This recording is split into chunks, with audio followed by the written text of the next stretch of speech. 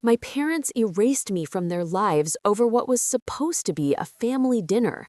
No yelling, no drama, just cold, calculated decisions. Like I was a bad stock they finally decided to dump. I stood on their front porch with a dead phone, one suitcase, and my grandfather's scratched silver bank card. In that moment, I felt completely powerless. But that feeling wouldn't last, because a few hours later, when a bank manager stared at his screen and whispered, $1.2 billion? Everything changed. They didn't just kick me out of the family, they kicked out the wrong person. My name is Ava Reynolds, and I should have known better to accept a dinner invite from my parents. In the Reynolds household, nothing was casual. Every word had weight, every favor had strings. Love came with terms and conditions. I drove my modest sedan up the long, curving driveway of their estate outside Charlotte, North Carolina. Gravel crunched under my tires like warning shots. The house stood there, huge, white, and lifeless. My father, Charles Reynolds, loved calling it his legacy. To me, it always felt like a luxury cage. I was 34 years old. I had a solid career as a senior risk and compliance analyst at a financial consulting firm. I paid my own rent. I built my own reputation. I spent my days spotting red flags before companies collapsed.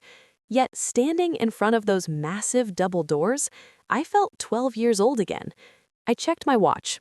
7 p.m. sharp. In that house, being late wasn't rude, it was unforgivable. The housekeeper let me in with a quiet, almost apologetic look. Inside, the air was freezing, perfectly set, smelling like lemon cleaner and money that had been old for generations. When I walked into the dining room, my stomach sank. There was no food, just a long, polished table, 3 glasses, a crystal water pitcher, and a thick leather folder sitting right in front of my father's chair. My mother, Linda Reynolds, stood by the window with a glass of white wine, her back to me. Perfect hair, perfect posture, perfect silence. "Sit down, Ava," my father said calmly, folding his hands like a judge about to deliver a sentence. I took the seat beside him. "So where's dinner?" "We'll eat after business," my mother said, finally turning around. Her eyes scanned my outfit, simple blazer, practical shoes, and I caught the familiar look of disappointment. My father slid the folder toward me. "We need your signature." I frowned. "You didn't invite me here to eat, did you?" "We're closing a short-term loan tomorrow, $45 million. The bank wants a certified risk officer to sign off. You're qualified, and your family." That's when my instincts went on full alert. I opened the folder and started reading. At first glance, it looked clean, professional, but then I hit the collateral section. I froze. "Dad," I said slowly, "this valuation lists the waterfront project at $80 million, based on 90% occupancy." "Yes," he replied smoothly. "The building doesn't even exist yet, and your anchor tenant backed out months ago. Without them, projected occupancy is barely 20%. My mother stepped behind his chair, resting her hand on his shoulder. "Don't nitpick. It's about future potential." I flipped another page. "You're listing rental income from properties that are currently empty. That's not potential, that's falsified revenue." The room went silent. My father leaned forward. "This loan is temporary, 6 months. We just need a signature to keep things moving." "You want me to lie?" I said. "If this collapses, my license is gone. I could go to prison." "We want loyalty," he snapped. "If this deal fails, everything collapses, including this house." "So you want me to commit a felony to save your lifestyle?" My mother slammed her glass down. "You're always so dramatic. After everything we've done for you, this is how you repay us?" I closed the folder and pushed it back. "I'm not signing." My father stood up slowly. "If you walk out without signing, don't bother coming back. You're either family or you're nothing." I looked at my mother. She didn't hesitate. "Without us, you're nobody." That's when it finally clicked. I was never their daughter. I was their backup plan. Then I guess I'm nothing, I said, standing up. I walked towards the front door. No shouting, no chasing after me. When I stepped outside, I understood why. A suitcase sat on the porch, packed, ready. They were prepared. The door slammed shut behind me. The lock clicked. I pulled out my phone. No signal. Then a message. This device has been deactivated by the account holder. They cut me off in minutes. I pulled over on the side of the road, tears streaming, feeling erased. Then my screen lit up. A voicemail from my mother. You think you still have a career? By morning, everyone will know how unstable you are. The message ended. Silence. Then another alert popped up. Work email. Urgent. Mandatory meeting tomorrow morning. And that's when I realized this wasn't over. 8 a.m. sharp. The email subject line hit me like a punch to the chest. Miss Reynolds, your presence is required for an emergency disciplinary hearing regarding a conflict of interest complaint filed last night. Please bring your company ID and laptop. I stared at the screen as the words blurred together. They moved fast. My father hadn't just thrown me out, he'd gone on offense, a calculated, preemptive strike. If he destroyed my credibility first, no one would believe me when I exposed the fake valuations and the fraudulent loan. I wouldn't be a whistleblower, I'd be the unstable daughter fired for ethics violations. It was ruthless and terrifyingly smart. The sadness drained out of me, replaced by something colder, sharper. I tightened my grip on the steering wheel until my knuckles went white. Then my eyes drifted to my purse on the passenger seat. It was open. Inside, hidden in a small zipper pocket, was a thin piece of tarnished silver. Not a debit card, not a credit card. My grandfather's card. Walter Reynolds had slipped it in my hand 3 days before he died, his grip stronger than it should have been for a man that sick. For when the wolves show up, he'd whispered, and they will. I'd kept it as a keepsake, never questioned it, never used it. Until now. I put the car in drive. I had no plan, just forward motion. All I had to do was survive the day. The glass tower of Marston Ridge Solutions usually filled me with pride. Today, the sunlight bouncing off it felt like an interrogation lamp. I walked into the lobby at 7:45 a.m., 15 minutes early. The place was quiet, polished, and unforgiving. I tapped my ID badge at the turnstile. Nothing. No green light, no beep. Just a dull buzz. Access denied. I tried again. Same result. Ava. I turned to see Ralph, head of security, a man I'd greeted every morning for 5 years, a man whose granddaughter's fundraiser cookies I bought every season. He wouldn't look me in the eye. I'm sorry, he said quietly. I've been instructed to escort you directly to HR. You're not cleared for the operational floors. That was humiliation number 1. We took the freight elevator, the one for deliveries and trash. 20 floors in silence. When the doors opened, Karen Vance, the HR director, was waiting. Steel spine. Perfect posture. Beside her stood outside legal counsel. That's when I knew. This wasn't a meeting. It was an execution. Come in, Ava, Karen said. No coffee, no pleasantries. She slid a single page across the table. A formal complaint has been filed, she said. It alleges that you used your role as a senior risk analyst to improperly influence credit modeling for a private firm, Reynolds Meridian Group, for personal familial benefit. I felt the blood drain from my face. It was a masterpiece of inversion. I refused to help them commit fraud, so they accused me of corruption first. Let me guess, I said evenly. My parents filed this. "We cannot disclose the source," the lawyer said flatly, "but given the seriousness of the claim, Marston Ridge has zero tolerance for nepotism or data manipulation." "This is retaliation," I said. "I refused to sign off on falsified collateral last night. I have—" Karen raised her hand. "The investigation is already in progress. Effective immediately, you are placed on administrative leave without pay." She didn't pause. "Your compliance certification is suspended pending audit." I leaned back, breath knocked out of me. No certification meant no job. Anywhere. In banking, in fintech, in risk management. They hadn't just fired me, they had wiped my career. "I'll clear my name," I said, standing, "and when I do, you'll hear from me." Karen didn't look up. "Please leave your badge." 10 minutes later, I was standing on the sidewalk with nothing but my purse and my coat. No desk photos, no plants.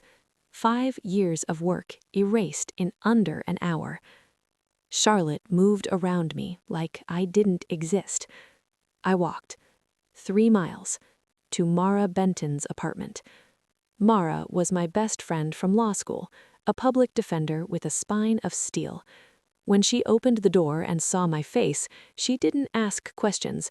She pulled me into a hug and handed me black coffee. I told her everything. "They're thorough," she said, pacing. "They're trying to starve you out. No job, no credibility, no money to fight back." I checked my bank app on her Wi-Fi. Savings, $6,000. Checking, overdrawn. In Charlotte, that was maybe 2 months if I lived on ramen and hope. "You're staying here," Mara said. End of discussion. A sharp knock cut through the room. A courier. Mara signed, opened the envelope, and swore under her breath. "Cease and desist," she said. "From your father's lawyers. If you talk about the company, they'll sue you into oblivion." I read the threat. They weren't confident. They were scared. If they were secure, they'd ignore me. My phone buzzed. Signal message. Trent, a junior underwriter I trusted. Read carefully, then delete. Reynolds Meridian is underwater. Shadow debt with a private lender in Chicago, due next week. If they miss it, they lose control of the company. That's why they need the bridge loan. Everything snapped into place. The rush, the panic, the threats. They weren't protecting a legacy. They were fighting for survival. I fell asleep on Mara's couch, exhausted. I dreamed of my grandfather teaching me chess. When you think you've lost, that's when you're most dangerous, because you have nothing left to lose. I woke up in the dark, heart pounding. I dragged the suitcase my father had thrown onto the porch over to the couch and opened it. Clothes, old shoes, and at the bottom, a leather notebook. Grandpa Walter's. On the last page, written shakily, "When you're cornered, don't beg. Check the truth." I pulled the silver card from my pocket. Heavy, real, sterling silver. No logos, no numbers, just an engraving. Summit Heritage Trust, Walter H. Reynolds. I searched the name. No branches, no ads, just one quiet page. Private Wealth Management. Invitation only. Established 2020. An address downtown, tucked between 2 skyscrapers. And suddenly, for the first time in 2 days, I wasn't powerless anymore. I stared at the silver card again. In the dim light, the tarnish seemed to glow. This wasn't just a keepsake. It was a key. My parents had stripped me of everything. My job, my money, my reputation. They thought they'd broken me, but they'd forgotten one thing. They didn't build the foundation I stood on. I stood up, gripping the card until it bit into my palm. No more tears, no more reactions. Tomorrow, I would go to Summit Heritage Trust. I didn't know what I'd find. Maybe an empty account, maybe a forgotten watch, maybe nothing at all. But I had to see for myself. I had to check the truth. The silver card sat on Mara's chipped kitchen counter, looking absurd next to a half-empty cereal box and a stack of legal briefs. For years, I'd treated it as a trinket, a nostalgic token from the one man in the Reynolds family who hadn't viewed me as an asset: Grandpa Walter. Unlike my father, Charles, who saw the world as a chessboard with human pieces, Walter saw stories. He wore frayed cardigans, despite owning half the commercial real estate in 3 counties. He smelled of peppermint and old books, a scent that had always been my safe place when my parents' mansion felt suffocating. I closed my eyes. Memories flooded back. I was 17, crying in his study because my mother had canceled my summer art program to force me into a finance internship. Walter didn't comfort me with platitudes.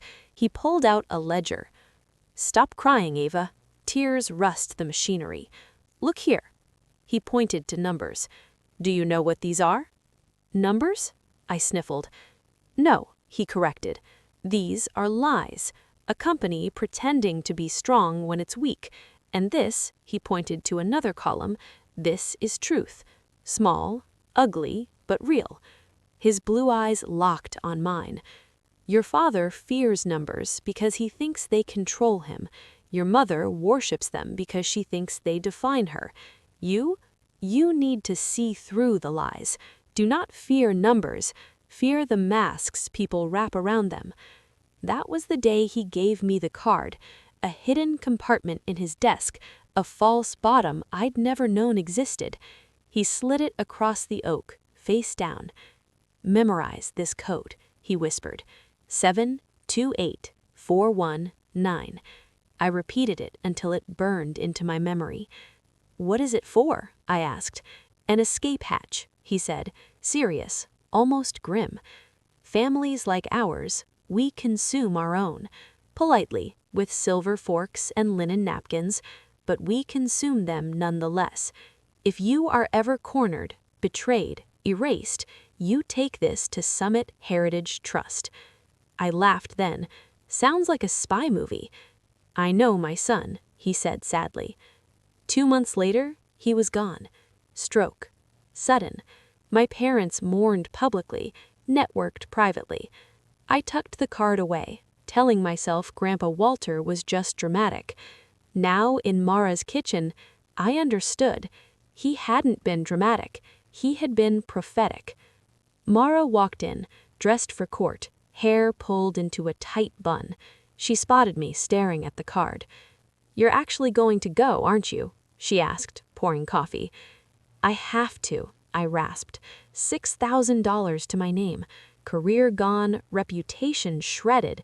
This is the only thread left to pull. Mara held the card, weighing it. "Ava, as your lawyer, not just your friend, if this is tied to an undisclosed inheritance, your parents will go nuclear. They'll claim undue influence. Probate court could bury you for decades. They accused me of fraud yesterday. They kicked me out. They don't need a reason to destroy me anymore," I snapped, slipping the card back into my pocket. It felt warm now, as if alive. Mara sighed, grabbing her briefcase. "Just promise me, you don't sign anything without showing it to me first. Banks like this, they play by different rules." "I promise." I dropped Mara at the courthouse and drove toward the financial district. The gaslight flickered, a small, insistent reminder of my fragility. I ignored it. Summit Heritage Trust wasn't a glass tower. It was a narrow 4-story stone building wedged between 2 skyscrapers. Iron bars over the ground floor windows looked more decorative than protective. No hours posted, no ATM, just a polished brass plaque. Summit Heritage Trust, Esty 1920. I parked 3 blocks away, using loose change from my cup holder, checked my reflection in the rearview mirror. Blazer wrinkled, eyes rimmed with red. I looked like someone life had beaten down, not like a Reynolds. 3 blocks. Wind whipping through concrete canyons, heavy double doors ahead. A security guard in a dark suit stepped forward, coiled, controlled. "Appointment, man?" "No," I said, chin high. "I'm a client." He studied me from scuffed heels to messy hair. Contradiction enough. He stepped aside. I put the car in drive. I had no plan, just forward motion. All I had to do was survive the day. The glass tower of Marston Ridge Solutions usually filled me with pride. Today, the sunlight bouncing off it felt like an interrogation lamp. I walked into the lobby at 7:45 a.m., 15 minutes early. The place was quiet, polished, and unforgiving. I tapped my ID badge at the turnstile. Nothing. No green light, no beep. Just a dull buzz. Access denied. I tried again. Same result. Ava. I turned to see Ralph, head of security, a man I'd greeted every morning for 5 years, a man whose granddaughter's fundraiser cookies I bought every season. He wouldn't look me in the eye. "I'm sorry," he said quietly. "I've been instructed to escort you directly to HR. You're not cleared for the operational floors." That was humiliation number 1. We took the freight elevator, the one for deliveries and trash, 20 floors in silence. When the doors opened, Karen Vance, the HR director, was waiting. Steel spine, perfect posture. Beside her stood outside legal counsel. That's when I knew. This wasn't a meeting. It was an execution. "Come in, Ava," Karen said. No coffee, no pleasantries. She slid a single page across the table. "A formal complaint has been filed," she said. "It alleges that you used your role as a senior risk analyst to improperly influence credit modeling for a private firm, Reynolds Meridian Group, for personal familial benefit." I felt the blood drain from my face. It was a masterpiece of inversion. I refused to help them commit fraud, so they accused me of corruption first. "Let me guess," I said evenly. "My parents filed this." "We cannot disclose the source," the lawyer said flatly, "but given the seriousness of the claim, Marston Ridge has zero tolerance for nepotism or data manipulation." "This is retaliation," I said. "I refused to sign off on falsified collateral last night. I have—" Karen raised her hand. "The investigation is already in progress. Effective immediately, you are placed on administrative leave without pay." She didn't pause. "Your compliance certification is suspended pending audit." I leaned back, breath knocked out of me. No certification meant no job. Anywhere. In banking, in fintech, in risk management. They hadn't just fired me, they had wiped my career.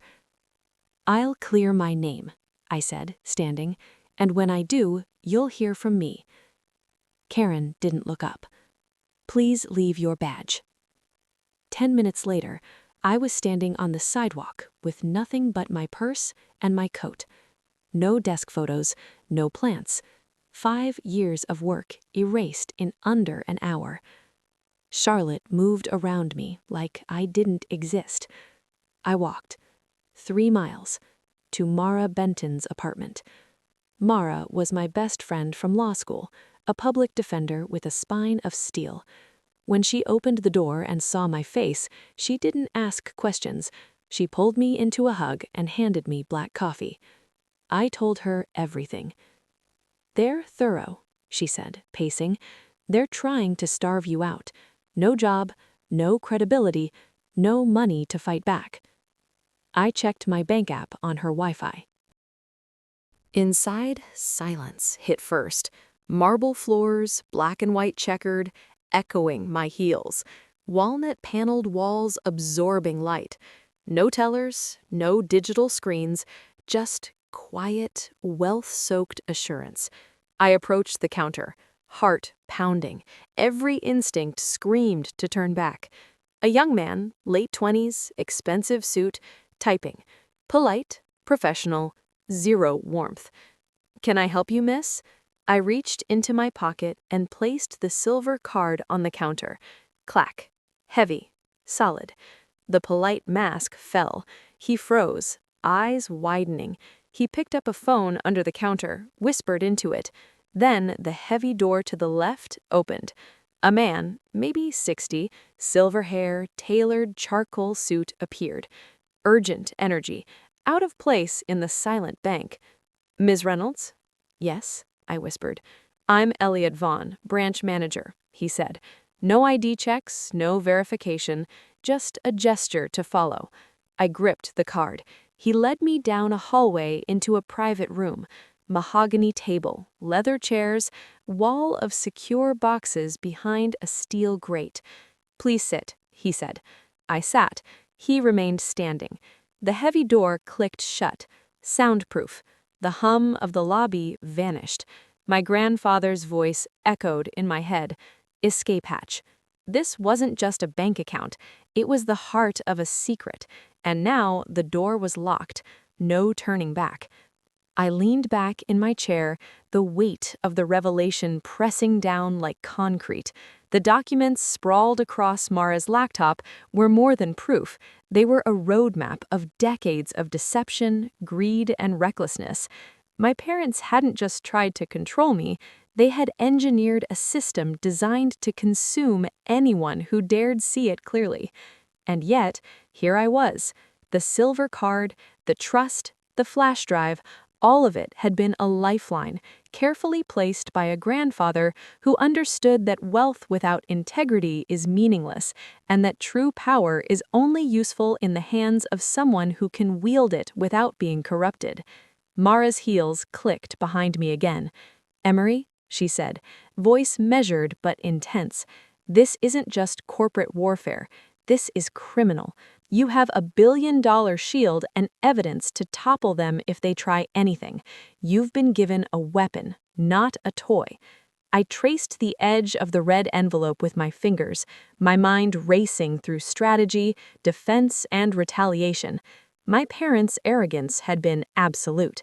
They had underestimated me, underestimated my grandfather, underestimated the system he had designed. Every forged signature, every shell company, every falsified invoice, they had left breadcrumbs, and I could follow them. "First step," I said, voice steady now, cold as steel, "is Gideon Pike. He'll organize the forensic review, validate the evidence, and position us to protect the trust while we dismantle their lies." Mara's heels clicked behind me again. "Do you have a plan for communicating with your parents?" I shook my head. The thought of confronting them directly felt almost quaint compared to the magnitude of what I held. "Not yet. This isn't about negotiation. It's about accountability. They thought they could erase me. They thought I was powerless. They were wrong."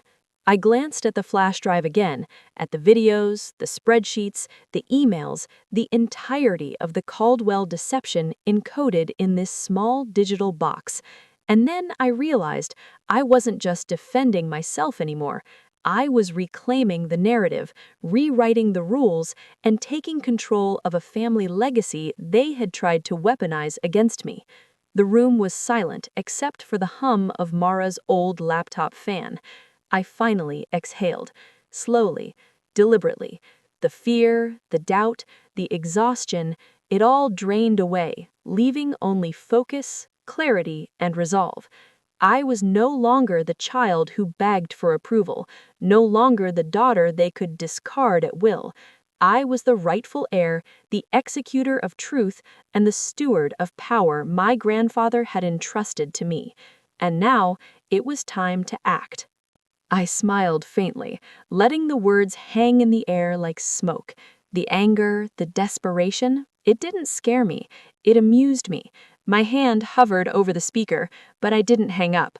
I let him stew in his own realization. He had just called me a wretch, not realizing that the wretch in this story was long gone, replaced by someone meticulous, untouchable, and completely unflappable. I muted the line and leaned back, letting the tension drain out of my shoulders. Gideon had been right. Patience was a weapon. Every call, every attempt to manipulate me, every plea and threat was cataloged, time-stamped, and stored. They didn't know yet that their own hubris would be the instrument of their undoing. 2 days later, the first domino fell. The room fell silent. Outside, the city continued its indifferent rhythm, unaware that in a few short hours, the very foundations of one of its most respected families would be shattered by a woman they had underestimated for far too long. I leaned over the counter, eyes scanning the tablet. The red warning flashed across the screen. Executive key transfer initiated. 23:57:12 remaining. My chest tightened. The clock was unforgiving. Sterling had triggered the key, and in less than 24 hours, the deed to Meridian Harbor could vanish into his holding company, giving him leverage to sabotage every legal move we had planned. Gideon's voice cut through the tension. "Elliot, guide Miss Castillo to the override terminal. Full administrative access only. No errors." I moved forward, hands steady despite the adrenaline hammering in my veins. The terminal was a sleek, intimidating slab of black steel and touchscreens, designed to make anyone feel small. I slid the USB drive into the port, watching the system recognize it immediately. A cascade of codes scrolled across the display. This was my grandfather's safeguard, a final firewall he had built for me without knowing I would ever need it. "Here," Elliot said, pointing to the digital interface. "You need to manually verify primary beneficiary authority, fingerprint, retinal scan, and personal signature required." I placed my finger on the scanner. The system hummed, lights blinking.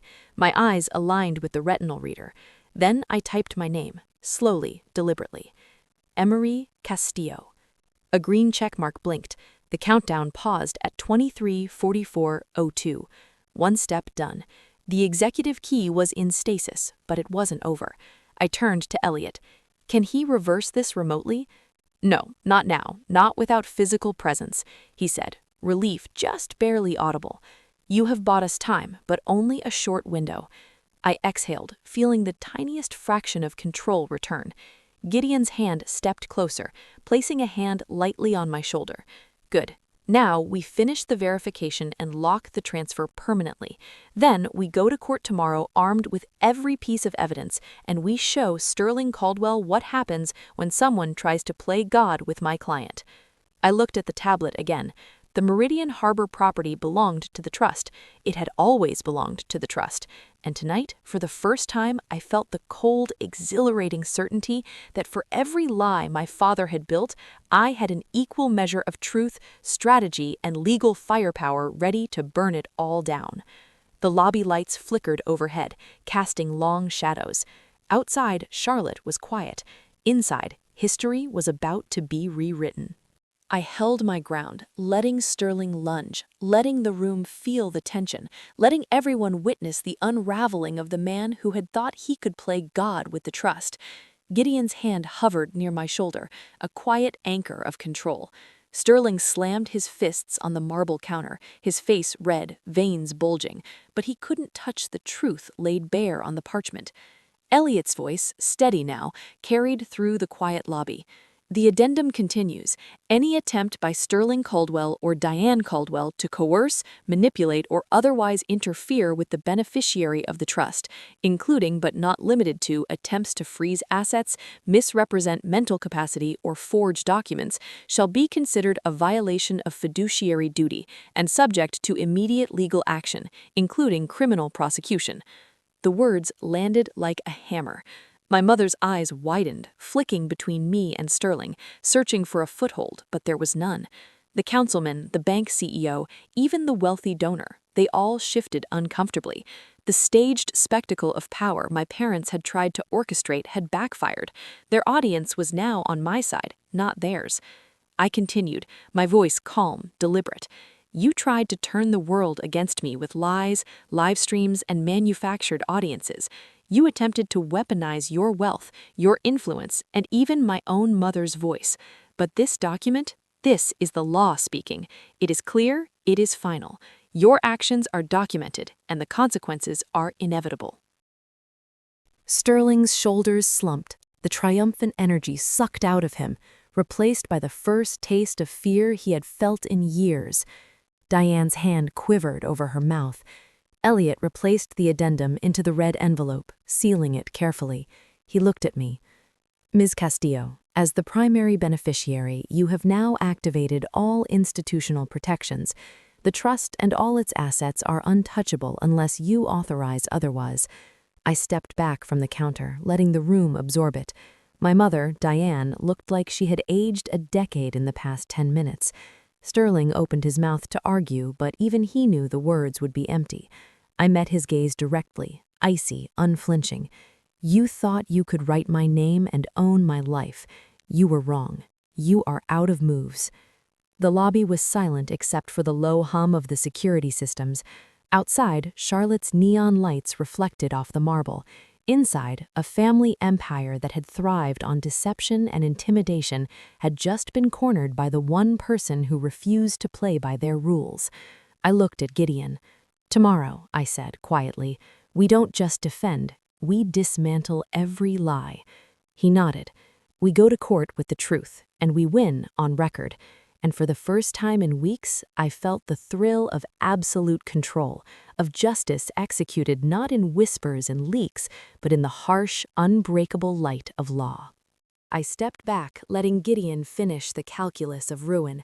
Sterling Caldwell's empire, the carefully cultivated image of power, influence, and invincibility, had dissolved into a chaotic tableau of fraud and exposure. My mother's sequined gown shimmered under the dim lobby lights, a mocking echo of the wealth it had once represented. She was trembling, silent, no longer the orchestrator of sympathy and spectacle. The FBI agents moved with quiet efficiency, securing the documents and cuffing Sterling while Diane was gently guided away, still in shock. The VIP witnesses, bank CEO, councilman, and donor, stood frozen, processing the collapse of the dynasty they had once courted. Whispers ricocheted off the marble walls, a chorus of disbelief and awe. I felt the tension in my chest loosen. For the first time in weeks, the air in the lobby felt breathable, not victorious, not celebratory, just clean, clear, and free. The poisoned environment my parents had tried to manufacture had backfired spectacularly. Their own greed and desperation had triggered the mechanisms my grandfather had left to protect me. Elliot turned to me, holding the title to the Meridian Harbor property, his expression solemn. Ms. Castillo, everything is now secure. The trust holds full ownership. Any attempt to move assets or use the property without your explicit consent is automatically null and void. I nodded, absorbing the gravity of the moment. This was more than winning a legal battle. It was reclaiming a legacy, exposing decades of corruption, and affirming that justice, meticulous and patient, could topple even the most entrenched power. Gideon placed a hand on my shoulder. Tomorrow's hearing? Optional. I smiled faintly, feeling the weight of freedom settle over me. Let them watch, I said quietly. Let the world see the truth. And as we left Summit Heritage Trust, the rain-slicked streets of Charlotte felt like a new beginning, not just for me, but for the integrity of the Caldwell legacy my grandfather had built and which I had just saved from being destroyed by greed and deception. The FBI agent stepped forward again. He didn't need to hear any more. The envelope had laid out the motive, the method, the proof. Sterling Caldwell, the agent said, pulling a pair of metal cuffs from his belt. You are under arrest for wire fraud, money laundering, and identity theft. The ratcheting metal echoed sharply. Click, click. My father didn't resist. He sagged, deflated like a balloon losing air. His eyes sought the councilman for help, but the man turned, pretending to examine a painting on the wall. Then the agent turned to my mother. Diane Caldwell. No, she shrieked, stumbling backward into the velvet rope. I didn't do anything. I'm just a wife. I didn't sign the papers. Elliot Vaughn held up the blue affidavit from the envelope, the confession she had signed 15 years ago to cover her gambling debts. You admitted to conspiracy to defraud the estate in 2005, Mrs. Caldwell.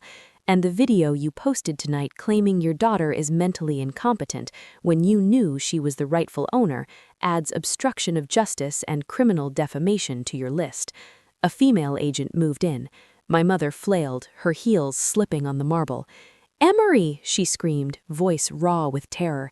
Tell them to stop. I am your mother." She lunged towards me, hands outstretched, manicured nails clawing at the air. The agent caught her wrists, spun her around, and snapped the cuffs on. "Emery," she wailed, the sound bouncing off the high ceilings. "We did this for you. We wanted to keep the family name great.